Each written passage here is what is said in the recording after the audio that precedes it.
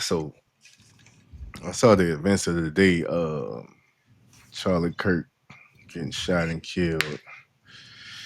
Um, for those of us like me who really don't know much about Charlie Kirk, um, who was he and why? My thing is, why was he so polarizing? I remember I seen his face and stuff, but I wasn't that tapped into his message and what he talked about and things and his stance on beliefs and things of that nature. Why was he so polarizing? If for those of you who don't know who Charlie Kirk is, the simplest way I could put it, he like Charleston White. Mm, It's like Charleston White.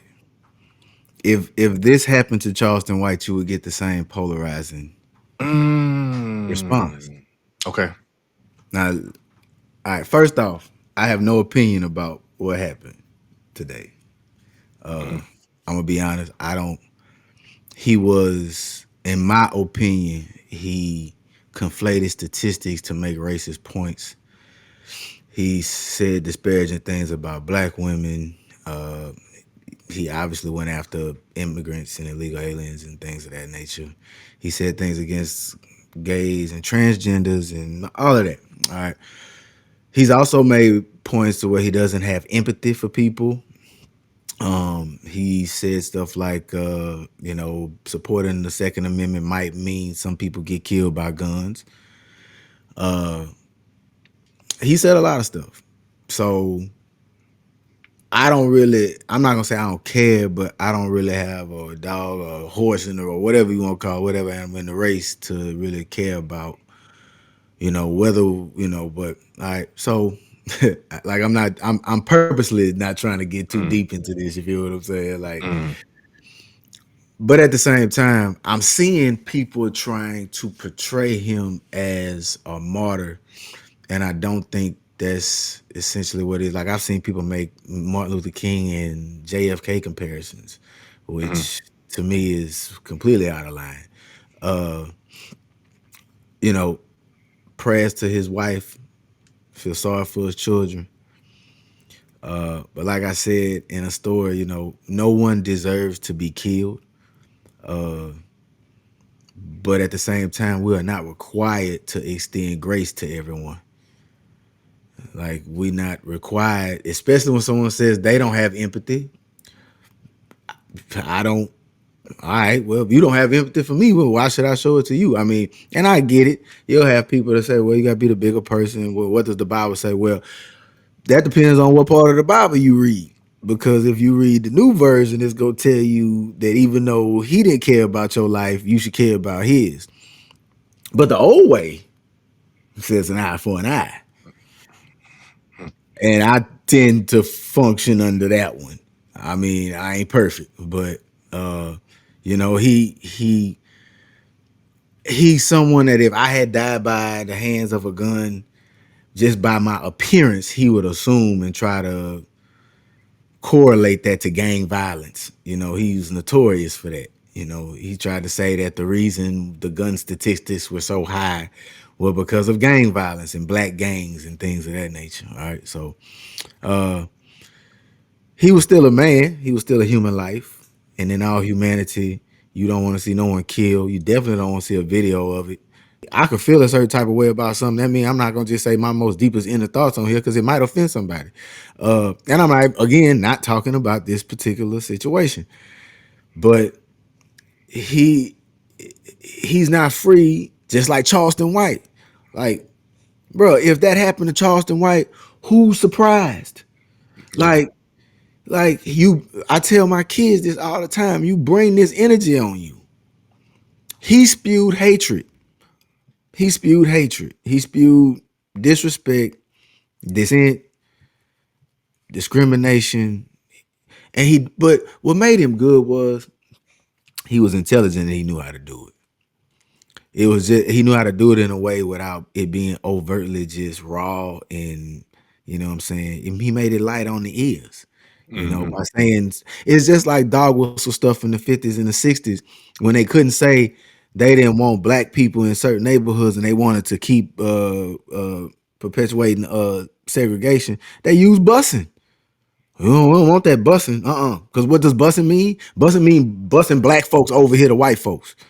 Mhm. And that was an intelligent way of saying it to white people where they got it without you being, because you have people on tapes that in the 50s and 60s saying, hey, you can't say nigga no more. You got to find a new creative way to say nigga. Busting. We don't want to bust. We don't want busting. That's a way of integration. So now you have gang violence, you have immigration, you have all these things that are dog whistle for really just racism, bro. Like the Yankees putting him on the scoreboard before the game, like Donald Trump having him flags at half mast. He's not even a service member. Like he's not even an office holder. You didn't do that when two Democratic senators were killed in Minnesota just a month ago or so. You had actual people killed by somebody, a radical extremist, domestic radical extremist, killed two Minnesota elected officials. Not a word. The same people who want you to cry today are the same people who said that Sandy Hook was a hoax, that them babies didn't die in that school shooting. Them were babies.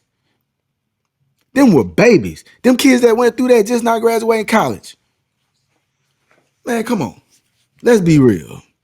Like it's getting to a dangerous point where people don't understand. Like, this is why when people always wonder, well, why did they dump Osama bin Laden's body in the ocean? Well, because you're about to kill the leader of a terrorist group. If you leave his body, they will martyr him. It will become a symbol of whatever their movement they want to be. That empowers them. That's why you dump his body in the ocean. You can't find it. So what happens now? All of that rhetoric that he was preaching becomes something that's people gonna start putting in stone. And what, like again, you can compartmentalize the two. People say, you're supporting violence if you're not sympathetic to his death. It's a difference between sympathy and empathy. We'll say that conversation for another day. But yes, I can realize that what happened was wrong. The person who done it should pay the price, which is a lifetime sentence, and if some cases maybe execution. I don't know what the laws is in Utah, but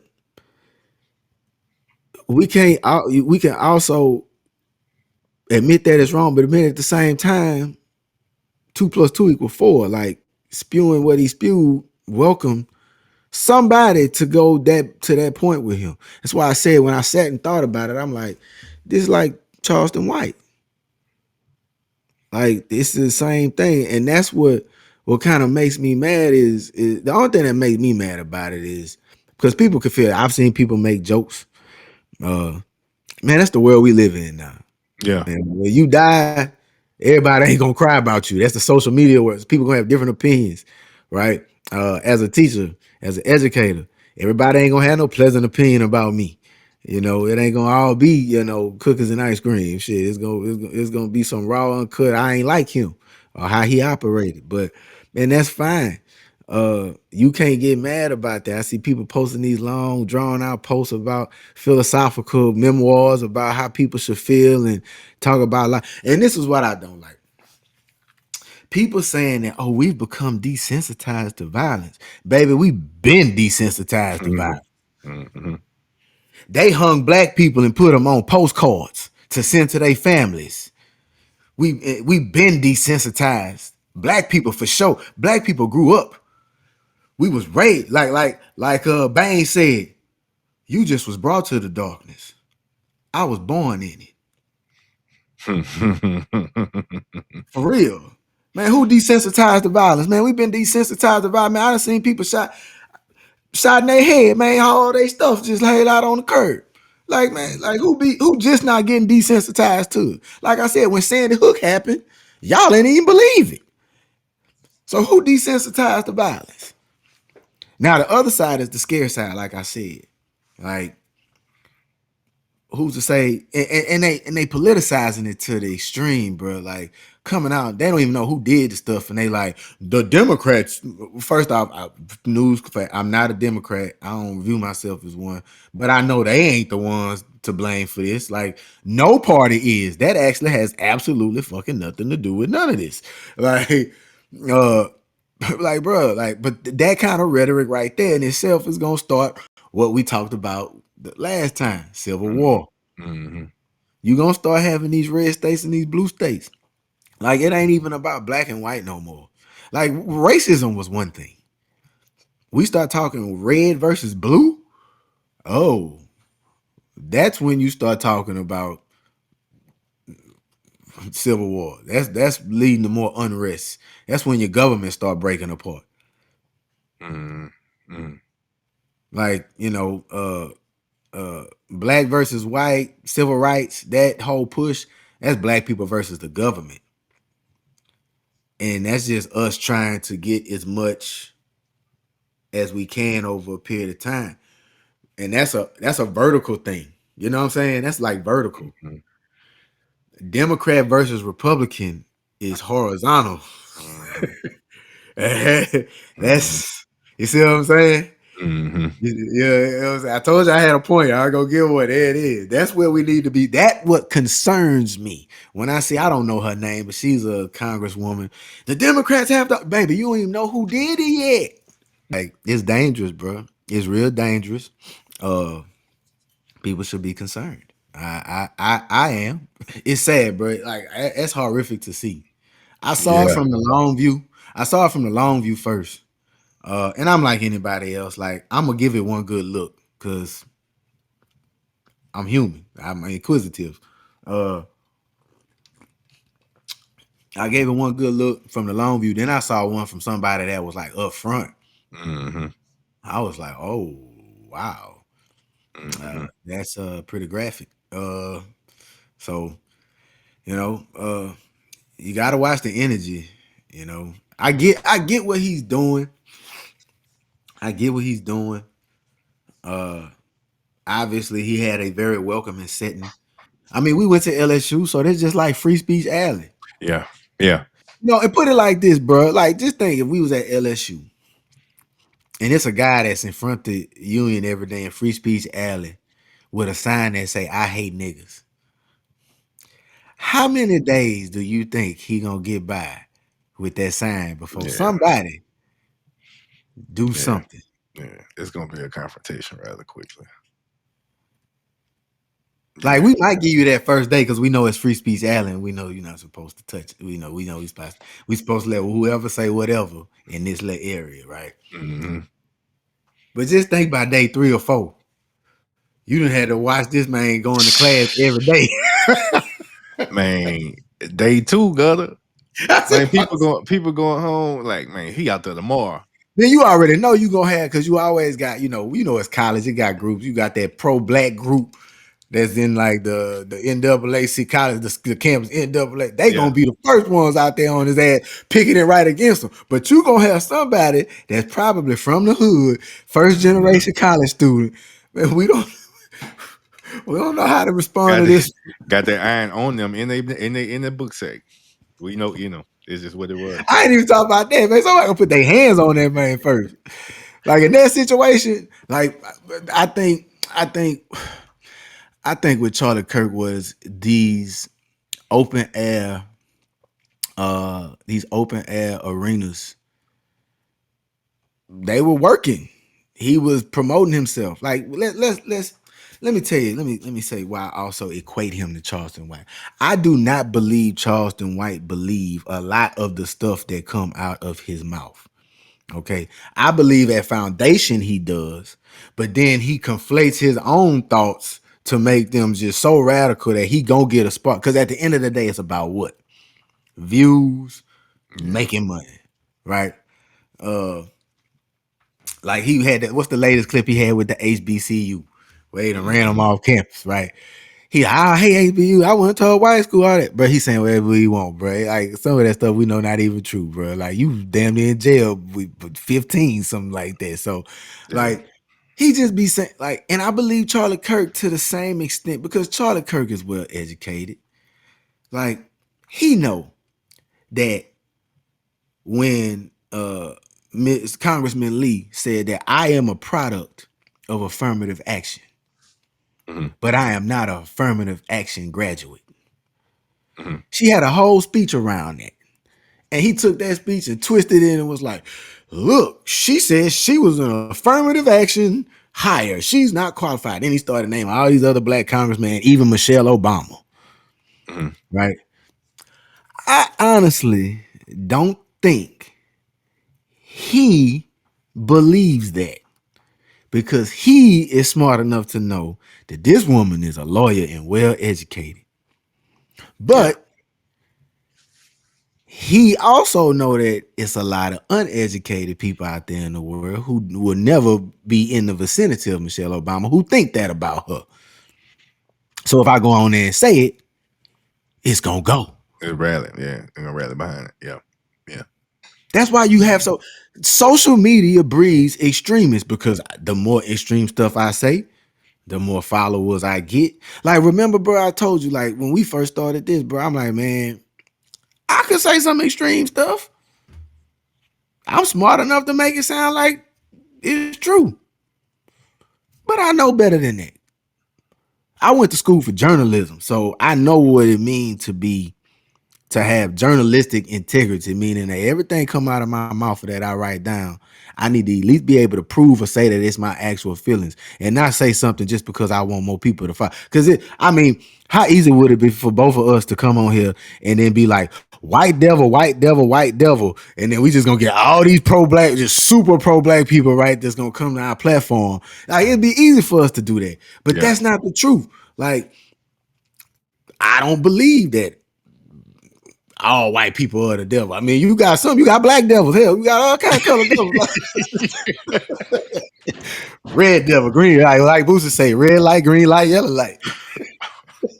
Nah, that's a fact. That's a Oh, fact. oh man, like bro, it's so easy, bro. Like social media, bro. Social media has ruined the damn world. Like you have none of this going on if we don't have social media. We had that whole thing we were talking about Facebook. If you just had Facebook, we'd be all right.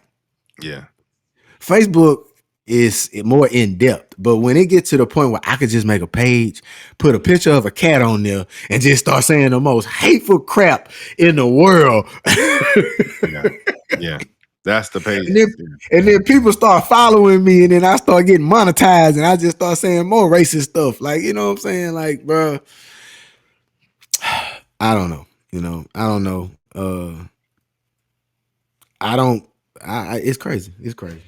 Yeah. Hate speech at all time high. But Hate speech at an all-time high. And just think, it all happened because they let a black man be the president.